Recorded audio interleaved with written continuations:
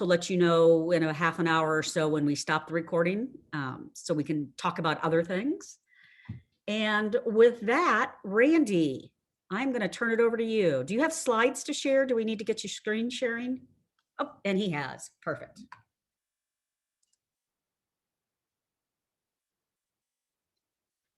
You're muted. Yay. You would think a year into Zoom, we would be like, flawless at this by now and just be like, bam, it's all done. So Anne, thank you for inviting me here today. It is good to see a lot of your faces because I haven't seen some of you in a year. So it's always good to see people again. My name is Randy McCoy. I'm the executive director of MACCH. No, we are not a dating website. I get that weird confusion every once in a while, and people ask that. And we are not MACCH, although it probably looks more like that than it does MACCH. So just a few slides and we'll get into the rental assistance stuff. If you have any questions, please just ask. You don't have to save them to the end if you don't want to. So if I can get this to do what I want it to do. So who is MACCH and what do we do? That's one of the questions that we get a lot. So actually MACCH is an older organization. We were originally formed in 1996. Back then it was OACH. The Omaha area continuum of care for the homeless. And I don't know if anybody remembers when we were OACH. I think Anne remembers back then, and maybe a few others. But in 2006, we were incorporated as a nonprofit and changed our name to MACCH, really focusing on homeless services and housing related issues.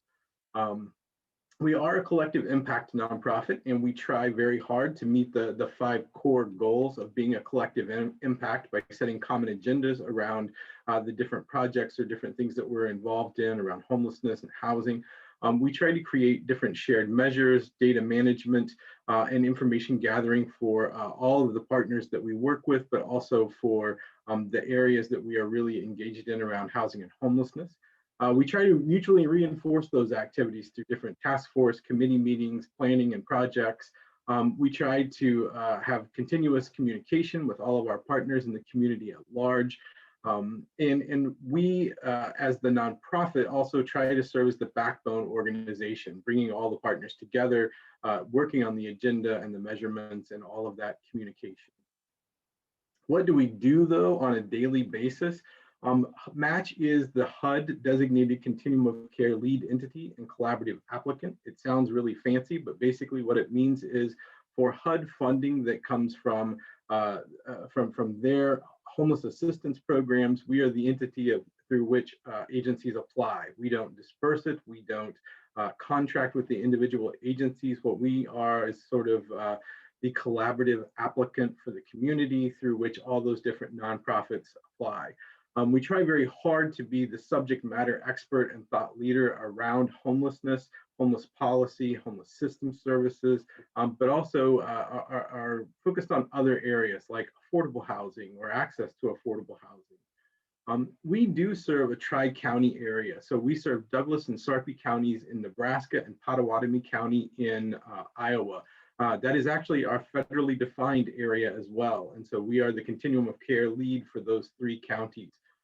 Across Nebraska, there are 2 other continuums of care, one in the Lincoln-Lancaster area, and then everything else, all the other counties that aren't covered by either the Lincoln or Omaha continuum are served by what is called the balance of state.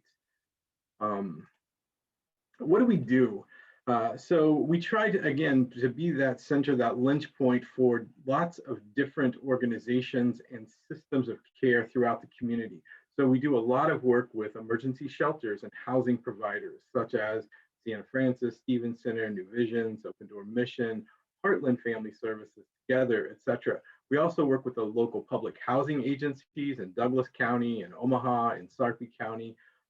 Lots and lots of other systems of care like city government, state government, other continuums across the state. But also private providers that provide support services like VNA, Charles Drew, some of those agencies that provide services that are critically important to those experiencing homelessness or a housing crisis, but may not result in them getting housed through some of their programs.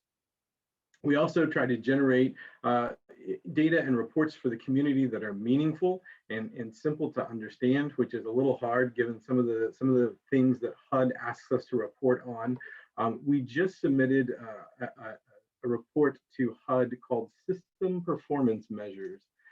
It is a whole bunch of different data elements that we are required to collect and submit to them on an annual basis. And over the next month or two, as HUD evaluates them, we will try to break them down into more digestible and meaningful bites of information for the community to share, so we can look at kind of the overall homeless picture in the Omaha metro area. Oh, moving backwards for a second.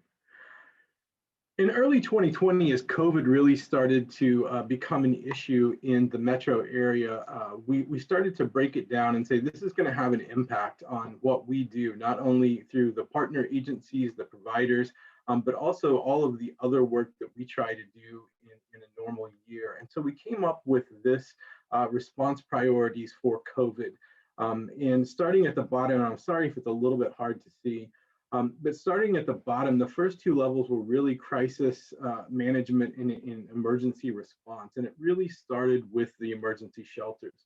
And so how do we as a collective work with and support the efforts of the shelters to try to prevent people who are staying there from getting COVID? How do we begin to reduce the concentration of individuals in shelters? How can we support their efforts by obtaining and distributing PPEs and cleaning supplies or grants that they need to apply for to pay for those different kinds of things? When we got to level 3, it was really where we started thinking about housing problem solving and the need for rent and mortgage assistance in the community. There were a number of people that were in shelters, and shelters were doing a great job of taking care of people and putting into place all the CDC guidance. But how can we help keep additional people out of the emergency shelters given a pandemic and all the economic dislocation that was occurring? Fairly early on, we were looking at a report that came out of one of the California universities that said the Omaha Metro in 2020 was going to need $25 million in rent and mortgage assistance to prevent a mass influx into the homeless system. And at the time, and I remember reading it at the time thinking that is a ridiculous sum of money. There's no way we are going to need that much money in 2020. And in December, as we were kind of wrapping up the year, I started thinking about it, and in my head very easily could add up, $20 or $25 million in assistance by different agencies in the community. And I really think that the total amount last year was probably 25 or 30 million at least. And I think the need is going to be that big again in 2021. So as we looked forward and saw that there was going to be an economic dislocation, and how do we really focus on trying to keep people housed during a pandemic, prevent a mass flow into the shelters or the street homeless numbers, housing problem solving was sort of that intervention. And now after a year, going into year 2 of it, we're continuing in that. So what is housing problem solving? Most people would say that it is simply rent and utility assistance, but the cash funds that go from an agency to the individual is probably really the last thing that happens in that. Housing problem solving is not a brand new concept. It is one that has been worked on by HUD, by the United States Interagency Council on Homelessness, and lots of other communities across the country for a few years now. But really, it is an approach that focuses on 3 different things. How do we prevent someone from becoming homeless or losing the place that they're staying right now? If they do lose their place to stay, can we divert them away from entering the homeless shelter system? And if they do enter the homeless shelter system, how do we help them exit that system as quickly and safely as possible to permanent supportive housing? It really hinges on a strength-based conversation between whoever the partner agency is that you're engaging with and the individual. It is not the partner agency telling the individual, this is what you need to do. It is that real conversation where we're saying, what do you think needs to happen? What is your solution to this? And if we can help, how can we help identify those alternatives and make them real? One of the easy explanations of that we've talked about over the years is, or over the last couple of years, is that I become homeless in Omaha, but I'm not originally from here. I don't have a place to stay, but I have a brother who lives in Lincoln, and I can go live with my brother. I think that is a perfect thing for me to do right now. I just can't get there. And so the housing problem solution for me in that case would be, how do we get you from Omaha to Lincoln? And can it be a bus ride? Can it be an Uber? Can it be something like that? And it solves my current housing crisis and potential episode of homelessness, but it is really based on what I see as the solution to it in that conversation that occurs. Housing problem solving is person-centered. It is aligned with the housing first philosophy of securing a safe place to stay is the first step in really addressing deeper issues. It is housing focused almost exclusively. So we're not trying to solve all of the problems, just the one around housing. We do use criteria and eligibility for the flexible funds for that rent and mortgage assistance, and that has changed over the course of the last year. So when we have lots and lots of money available, then the criteria can be a little looser, and as funds become less readily available, then the criteria can constrict a little bit, and maybe you do have to have an eviction notice or a 7-day notice. So what does rent and mortgage assistance look like in the housing problem solving model? So it can be for arrears. There is no cap on it necessarily. So if you're a month behind or if you're 8 months behind, it all still qualifies. We can also pay the current month. So if you came in today and it is the 2nd of March, we could pay March and any arrears that you owe. Depending on when you contact us and when we can process the applications, we may also pay the future month. So if you would have came in a week ago and it would have been the 25th, let's say, of February, we could have paid your February rent and whatever back rent from January, December, etc. But because it's so late in the month, if you don't know how you're going to pay your March rent, we could also pay that as well. We can also pay late fees.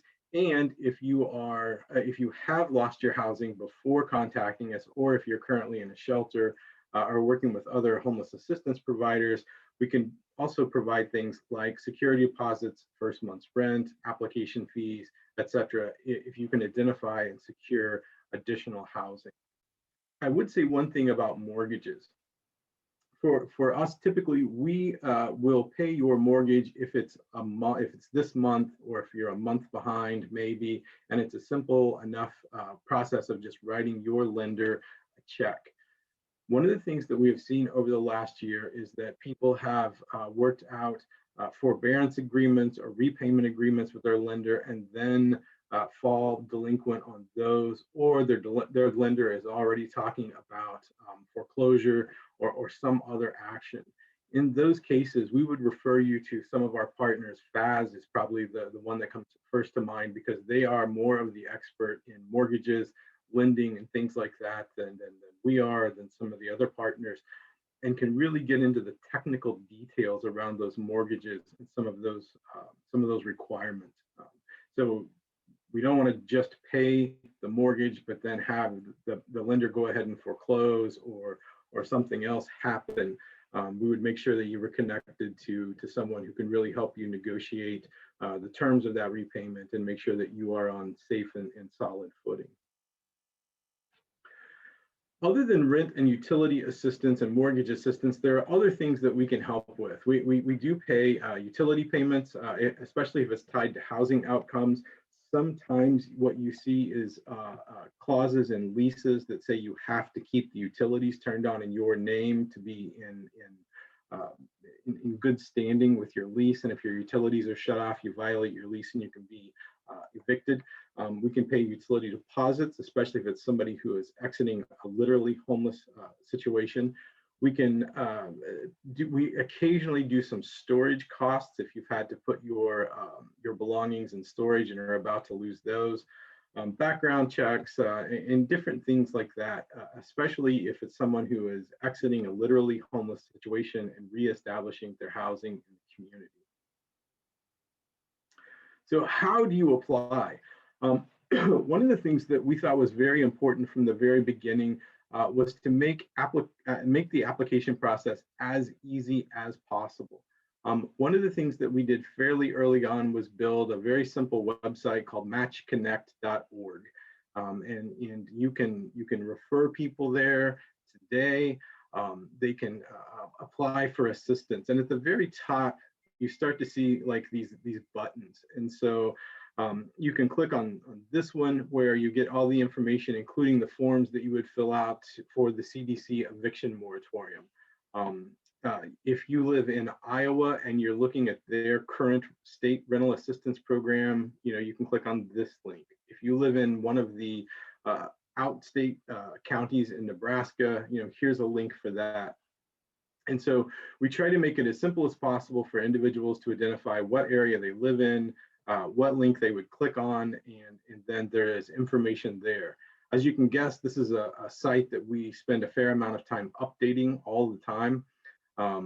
As things change, you can also find utility assistance, the OPPD, MUD programs, and any others that are available in Iowa and Nebraska, and other types of assistance.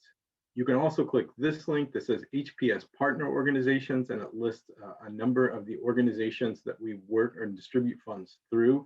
And if you click on their names, it takes you to their individual websites.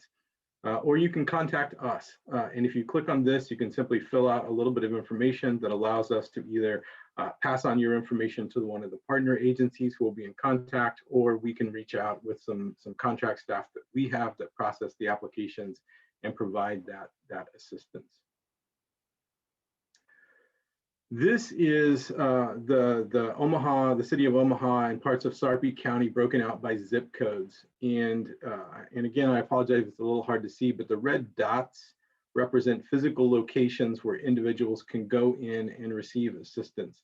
One of the things that we've been watching and tracking since the very beginning is, do we have physical locations in the zip codes that are seeing the highest numbers of requests for assistance? And so, of course, the darker the color, the higher number of requests that we have seen in the area. I don't think it's any big surprise for folks that North Omaha, South Omaha are our highest number of requests. And as we move out west, we see less and less requests, although there have been shifts in that over the last year. So making sure that there is not only an online and a phone number that you can call to receive assistance, but also physical locations where somebody could walk in and make applications. And a lot of the partner agencies that these red dots represent are also sort of the agencies I think a lot of people would think of in terms of food assistance, rent assistance, utilities. So INCAP, Heart Ministry, Together, FAS, a lot of those agencies are partners within this project. One of the other things that we have tried to do over the last year is, as we see zip codes with higher numbers of people applying for assistance and a lot of assistance going into specific zip codes, is not only identifying agencies, but also institutions within those zip codes to reach out to and let people know that there is assistance available and this is how you connect with it. And those aren't necessarily nonprofits, but it could be churches, neighborhood organizations, the barber shops and beauty salons within certain neighborhoods where people have trust in the folks that are there, so that they will know that this is how you can get assistance, and these organizations are good. They will help you. So during 2020, like I said, we started off initially with about 12 or 13 partners. We have expanded over the last year. We're up to about 20 or 25 different partner agencies currently, and we are always on the lookout for new agencies to partner with. So how did we do in 2020? So we now have a network of more than 20 agencies participating in a single effort. Everyone follows the same assessment criteria. The information all gets entered into the same database. We can track the funds dispersed, the number of clients by agency, and in aggregate. We are focusing on the demographics of the population served to make sure that we are not missing any populations, and that people are being served effectively. Last year, we were able to distribute over $10 million in the 3 counties. We were able to serve 5,700 households with over 14,000 household members. Of those 5,700 households, 501 of them were literally homeless when they came to us. And I think that is a huge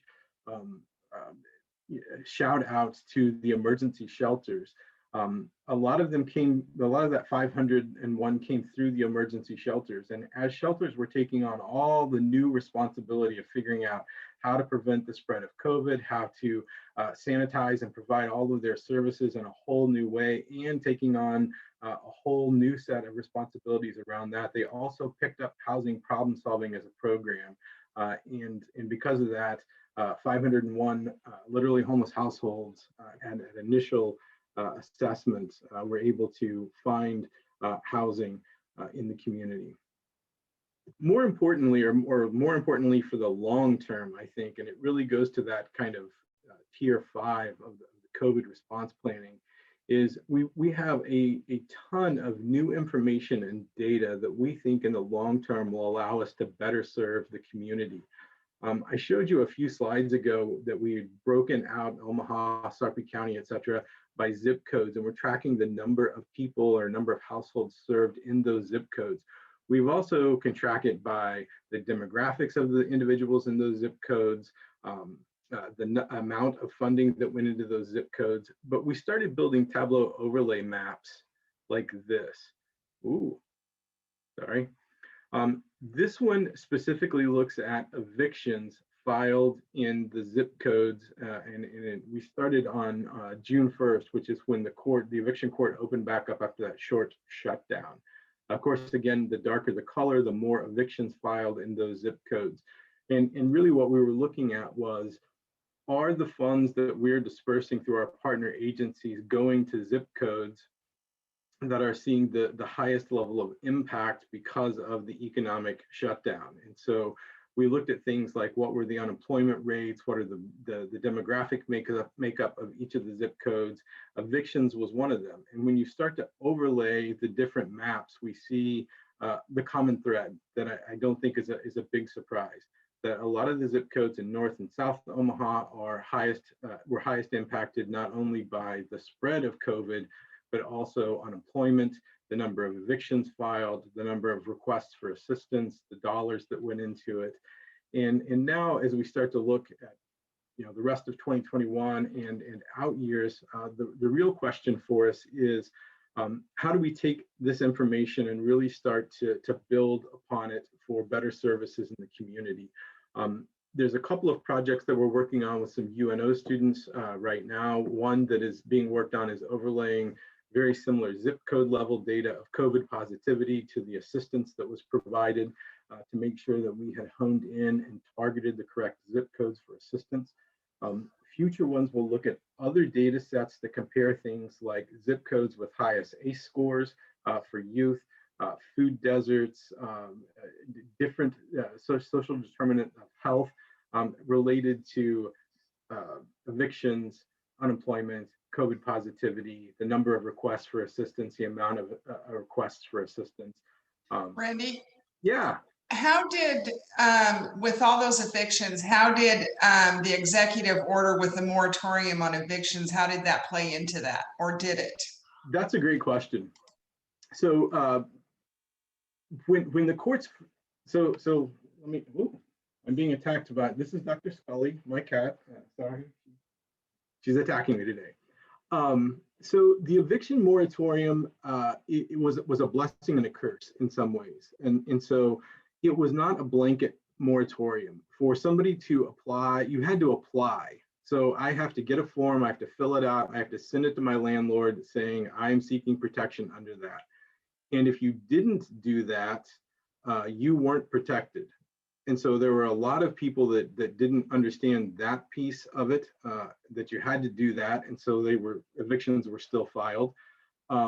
Even if you did file that piece of paper, you still needed to go to court if there was a court date to be able to say that you had done that. And we found, especially over the last quarter of the year, that landlords figured it out. The eviction moratorium only said you couldn't be evicted for back rent and late fees. But some landlords would file for an eviction and say, Randy, you owe me 6 months of rent, but I'm not evicting you for that. I'm evicting you because you have a leak under the sink in your spare bathroom that you didn't know about, and you didn't file a maintenance request for us in a timely manner. Therefore, it violated this provision of the lease. And that's just one that we honest to God heard of. And so it had nothing to do with rent. It's a different piece of the lease that you're violating. And so the eviction moratorium is a good thing. I am certain that it kept some people from being evicted, but at the same time, there were enough strings and caveats to it that there were still a significant number of evictions. I will credit Erin Feitzinger from Together for this piece of data, but she was doing a presentation last week at our provider council meeting, and the number of evictions filed in 2020, there were over 3,000. It broke out to 9 evictions a day, every day of 2020 that were filed. Now, that doesn't mean that they were all carried out, but they were filed in the community. And I think that is just amazing, given there was a pandemic and the court was shut down for a couple of months and everything else, but 9 a day. And so hopefully over the next couple of years, we can start to take some of this data that we have gathered, that other people have gathered, start putting it all together. I'm really, really excited about looking at some of the data that we have from 2020 and we'll have for 2021, but looking at ACE scores, the social determinant of health kind of data, some of that food desert stuff, and maybe then as a collective, we can start to say, there are very specific zip codes or areas in the greater metro area that need additional assistance, or we can kind of fine tune programs to really be able to develop meaningful programming for those areas. I think that's it. If anybody has any questions, again, if you know of someone who needs assistance, please refer them to matchconnect.org. They can find all of our partners and other rental and utility assistance programs, but they can also contact our staff. And like I said, we will either share that information with the partner agencies who will get in contact with them, or some of our contract staff will reach out to them and start to process those applications. Hey, Randy, Yeah. there's a question in the chat box. Can you define stable housing? Yeah, sorry. So when we talk about stable housing, we usually talk about it in terms of you have a place to stay and there's not necessarily an end date how long you can stay there.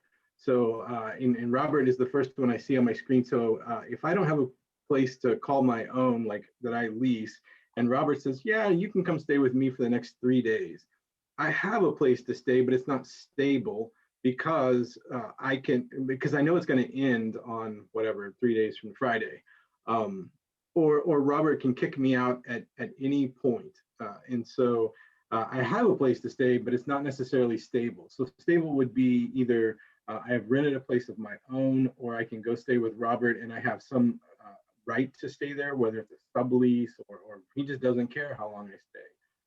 So that would really be what we're looking at. Great. Other questions? I had one. Yeah, Teresa.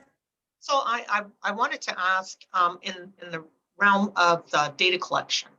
Our organization is in 68111, and the population that we serve are the highest at risk of being involved in youth violence and women that are sex trafficked and domestic violence. So my question is, are you taking any of that into consideration when it comes to not having a place to stay, being evicted, and things of that nature? Yeah, so we did, and we put some of the partner agencies that we have include Catholic Charities Omaha, WCA, and some others. And one of the reasons that we really focused on that was to make sure that populations that may be fleeing domestic violence, sex trafficking, all those kinds of things, had an access point or an agency that they might be working with or had a relationship or trust built with, and that those agencies had access to the funds to be able to help them obtain stable housing. It really doesn't have to do with housing problem solving directly, but the city of Omaha got a significant amount of emergency solutions grant funding last year. It was part of the CARES Act, and there was a fair amount of that allocated for rapid rehousing programs. And WCA was one of the agencies that received some of those funds. And so working with them too to make sure that domestic violence, sex trafficking, anybody that falls within some of those higher at-risk categories has agencies to work with and access to the funds as well. Thank you. One of the others, and sorry if I'm jumping ahead, but was also undocumented populations, which I sort of hate that terminology, but that's kind of the way everybody refers to it. But undocumented populations, but also refugee and immigrant populations. So the MACCH Connect website, up in the top left-hand corner, there's a drop-down menu. So if English is not your first language, you can click on that and translate the information to Spanish, Sudanese, various languages. One of the things also that we found very helpful, I don't see anybody on here, but Lutheran Family Services has a translation service. And that was one that we contracted with early on, and they were absolutely fantastic. When we would get somebody, Kareni, whatever the language was, in about an hour, we can get a translator on the phone and help people get through the application process so we can collect the information. And then very intentionally, as we were adding contract staff to process applications, making sure that we had folks that could help translate. And so we have a couple that can translate, can speak Spanish, Arabic, Korean. We have a German. We have one that can speak German, but I don't think we've used that one yet. But it was just really important because COVID affected everyone in the community at different levels, but there were definitely certain populations or segments of the community that were impacted to a much greater degree. And we wanted to make sure that everyone had equitable access to those services. So Randy, a comment and a question. I want to make sure that I'm being clear. So if let's say I'll pick on Robert, and I have clients at Kids Can, but I'm not a MACCH partner. I'm assuming that Robert or his team can go to MACCH Connect, click on the assistance where all your partners that have these rent and utility assistance funds are, and then he can connect his client with those individuals. So you don't have to be part of that to have the people that you serve access rent and utility assistance. Yep. So I think that's one reason we wanted to have Randy talk about this today, because if you're in the continuum of care, you may be familiar with this, but I know lots of folks on this call aren't, but yet the clients you serve definitely are having challenges with rent and utilities right now. The other thing I would throw in specifically to agencies that work with kids, we have a sort of subset project of housing problem solving. We call it OPS. And really it's housing problem solving, but targeted to the Omaha public school system. And it targets households who qualify for free and reduced lunch. And the school-based social workers make referrals directly to us for those households that are having housing instability. And it's the same project. It's just really tailored to the OPS system and those households on free and reduced lunch. And so if you have a client or a family that you're working with that is in the OPS system and is on free and reduced lunch, encourage them to contact their school-based social worker to talk about that and get a referral to us. Randy, why don't you talk, because I know we only have you for a few more minutes because you have a busy afternoon. No, but why don't you give a very high level view of actually what's happening this afternoon at City Council and what you anticipate the next steps being? Yeah, so the CARES 2, or whatever you want to call it, the last stimulus package for COVID relief that was passed on December 27th of 2020 contained $25 billion in rental assistance, and the state of Nebraska qualified for $200 million of that. Within the state, there were 5 jurisdictions that were eligible to receive funding, and the city of Omaha was one of them. The city of Omaha received $22 million and asked us to be I guess the broker, the middle person for the dispensation of those funds through our housing problem solving network. We agreed, and City Council will vote today to finalize that contract to allocate those funds to us that we can dispense through our partnership. So assuming that all goes well at City Council today, and please think about me and send me good thoughts, because I think we're item number 76 on the agenda. That contract will pass and go into effect. What will happen then? The next steps will be fast and furious. So one of the things that we're working on is getting a media PR campaign out for the Omaha community, so that everyone knows how to access funds, where to go, kind of what the criteria is and things like that. We will also be doing an RFP to find, to identify a subset of our housing problem solving partners who will help us on that. Really, we'll focus on things like, have you done rental assistance programs before? Were there federal funds involved? CARES Act would be amazing if you had administered those, but help us get that money spent. The requirements are that we have to spend 65% of those funds by the end of September, which is about $17 million, which is $2 million a month or something like that. It terrifies me a little bit, but at the same time, based on last year's spending, I really think as a collective group of agencies, we can do that. So those are kind of the high level next steps. Douglas County a couple of weeks ago allocated $2 million that we are setting up and started spending this week. The one thing I would say about all these pots of money is there are different strings attached to all of them. So the $2 million that came from Douglas County can do rent and mortgages, can't do utility assistance because the county allocated utility funds to OPPD MUD. The funds that are coming through the city can only do rent and utilities, but can't do mortgages. Both city and county funds, you have to be a legal US resident or have all your immigration paperwork in line. So it can't be for someone who is undocumented. But we do have private philanthropy funds to be able to assist those individuals. So one of the things that we try very hard to do is kind of keep the pots separated on the back end, and just trying to make it clear for the partners up front that if you can check all these boxes, then it's this way. If you only can check these, then it's this pot. But really making sure that everybody in the community has access to funds, and that it's not just a few people. So thanks.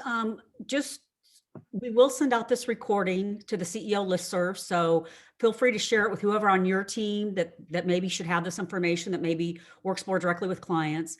Once the RFPs have been developed for the city funds, if the council approves them, we'll also share that with this group. And even though you may not want it, your organization may not want to apply for those, just remember, you're still going to be able to access funds for your clients by going through a partner agency. One last question that I see in the chat, and I think there's some others on here that can also help Randy with this. Are you finding that landlords are more willing to work with tenants to keep them in place as opposed to moving forward with eviction since there's some local funding? And the second part of that question is, are you seeing eviction trends increasing with warmer weather? I don't know about the second part of that. We kind of get the eviction data month after. So we get it from Legal Aid of Nebraska. They give us the filings in the counties, and then we kind of process it. So I couldn't tell you if the trend is upward as the weather is getting warmer. Gosh, I hope not, because we've got enough already. As to the landlord question, we're starting to get a little more pushback from landlords, to be honest. And one of the things that we request is a W-9 from them, so that our accounting firm or our bookkeeping firm can send them their tax document. And I have this suspicion that there are a number of people who are landlords in the community that don't claim that income on their taxes. And so if you don't send us a W-9, then we have to do backup withholding, which means we keep 24% of the funds in reserve. And once we get the W-9, we can release it to you. And if you don't give it to us by the end of the year, we send it to the IRS, and then you got to deal with them. So there are more and more landlords that are not as happy to give us that W-9 because then they know they're gonna have to file their taxes or file it on their taxes. I wouldn't say it's a huge number, but it is definitely an issue. And we're starting to see more and more of it this year than we did last year. Having said that, there have been a huge number of really good landlords that, I mean, that have waived probably $30,000 or $40,000 at least in late fees or back rent or other charges, you know, that I guess they were technically legally entitled to. So we've worked with some really good ones, and we've worked with some that are a little more challenging. So thanks, Randy. Again, I Sure. I know you'll stick with us as long as you can, but we put the matchconnect.org link in the chat box. Go there, play around on their website. You'll be able to see who the partners are that you can connect your clients with as this moves forward, and we'll keep you informed as we know more. So. And like I mentioned, we try to update the website all the time as new information becomes available or as new programs are developed. So please check back if you don't see something. And if you don't already have my email address or my phone number, I know Ann can give it to you or can make it available. So please reach out if you have any additional questions. And if I don't know the answer, I will connect you to the person that does. I'll put that in the chat box for everybody as well.